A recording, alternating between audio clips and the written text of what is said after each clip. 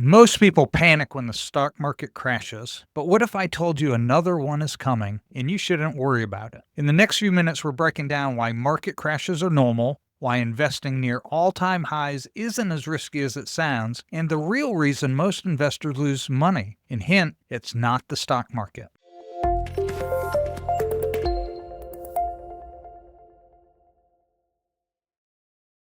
Welcome back to Simply Money. This isn't investment advice, it's simply money insight backed by real data and decades of market history to help you stay smart, steady, and confident. So let's dive in here. Every so often, it's worth pausing to zoom out and take a hard look at how markets really behave. Lately, investors' anxiety is rising. The S&P 500 is off about 5 or 6% from February's peak, and headlines are screaming about everything from inflation to global instability. Even seasoned investors feel it. But here's the reality. Since 1928, the U.S. stock market has returned an average of 10.5% per year. One single dollar invested back then would be worth over $18,643 today. Even more impressive, since 2009, markets have compounded at nearly 15% annually. But those gains didn't come easy. Sharp declines, volatility,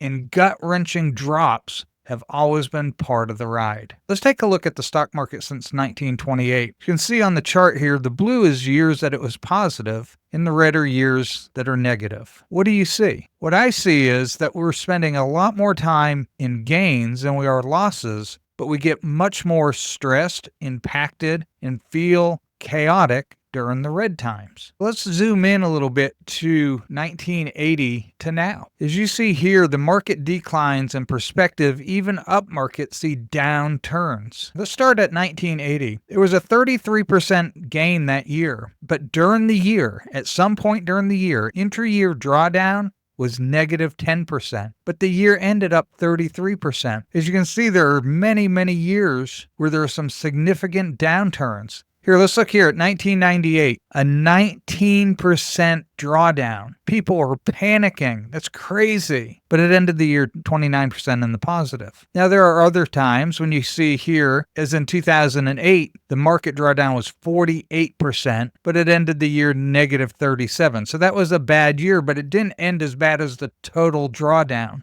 And you can just see as you go through all of these, there's many years like that. We had a 30% drawdown. We ended plus 5. At this point, at the 30% down draw, you would have been freaking out. Oh, it's time to get out of the market. But if you had waited, you still would have gained 5%. Most recently, you had COVID, had a negative 34% drawdown. It ended the year positive 18. If you had panicked, got out, you would have lost that 18% gain. So these charts are just to give us a little example of that. Here's another one that makes it a little maybe easier for you to see. These are the negative drawdowns down here in the boxes. These are the years that it ended negative. So since 1980 to 2024, you're looking at 44 years. We have 1, 2, 3, 4, 5, 6, 7, 8, 9, 10 years, 10 out of 44 that the drawdowns ended negative. And a couple of them very insignificant. -1, -2, and -7's not great, but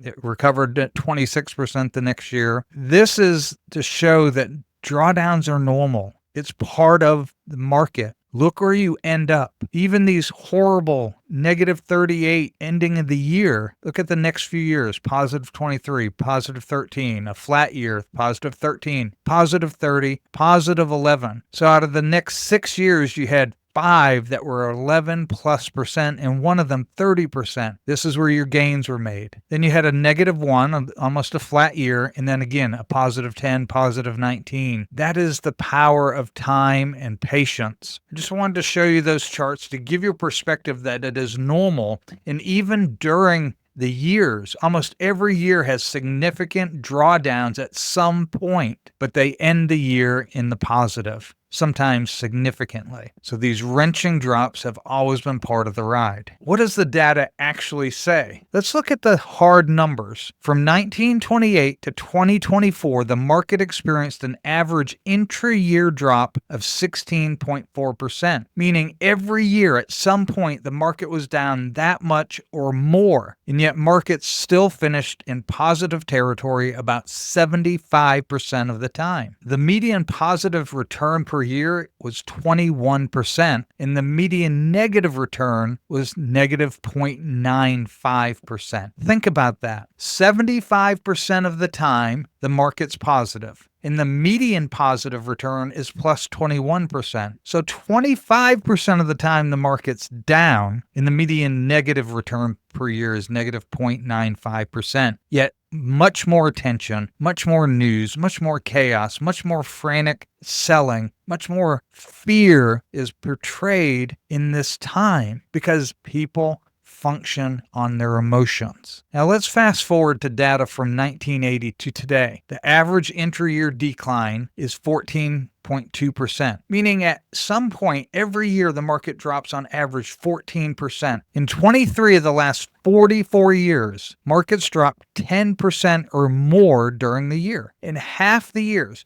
So if you're retired at, say, 55, you took an early retirement, and now you're 85, there's a good chance that you've seen 15 times where the market has dropped 10% or more. From 2000 to 2023, that happened 58% of years, more than half the time. Even 2023, a great year with a 24.23% return, saw two pullbacks over 10%. One came right after the failures of Silicon Valley Bank and others, yet after the panic, the market surged 17% in just 5 months. Bottom line, volatility isn't the exception, it's the norm. Think about that. Two pullbacks of 10% or more in a year that returned 24%. That is part of the ride. It's a roller coaster, but the roller coaster ends higher than it starts. Let's look at part 3 here.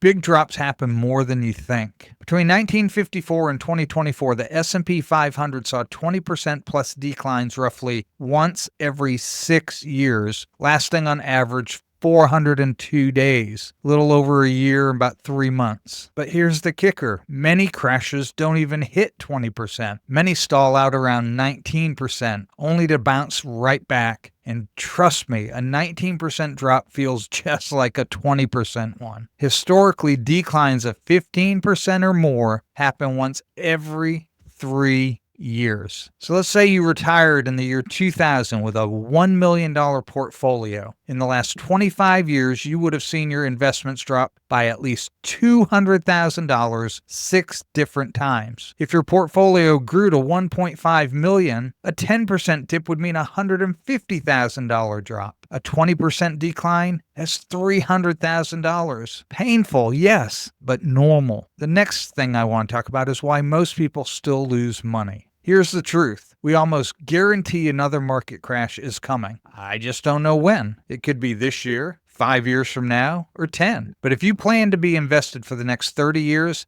expect at least 8 to 10 painful corrections. Each one will feel like the sky is falling. Why? Because you're human. And when fear kicks in, many people do the worst possible thing. They sell. They panic. They go to cash. They lock in their losses. Let's look at a case study. Peter Lynch managed the Fidelity Magellan Fund from 1977 to 1990 and earned a staggering 29% average return per year. Yet the average investor in the fund lost money. Why? Because they jumped in when returns were high and bailed when things got tough. Emotion killed their returns. See, when the market's going high fast, people want to jump in. And when it starts going down, they jump out. It's the very opposite of what you need to be doing. When the market's going down, those are sales. That is the time to be buying. That's the time to be holding and not selling. And when the market's going up, if you're in retirement, living on your investments, that's the time to sell. That's why it's important to have a bucket strategy, to have some cash reserve, to ride out those downturns to where you're not having to sell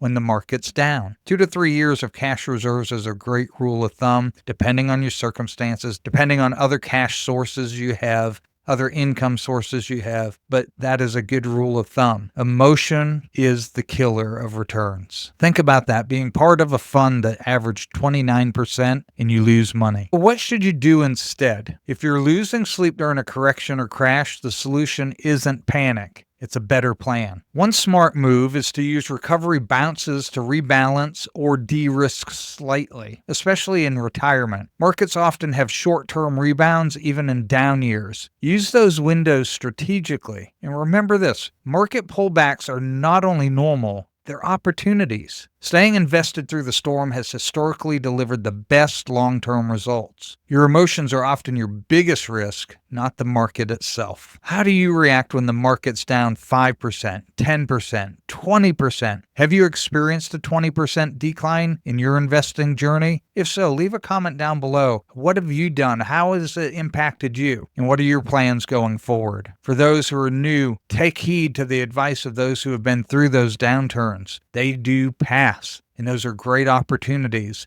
And if you have money to invest, it's actually better to invest when the markets are crashing, not when they're skying high. If you like this video, hit that like and subscribe button. Don't forget to hit that bell to be notified of future videos, and we'll see you next time on Simply Money.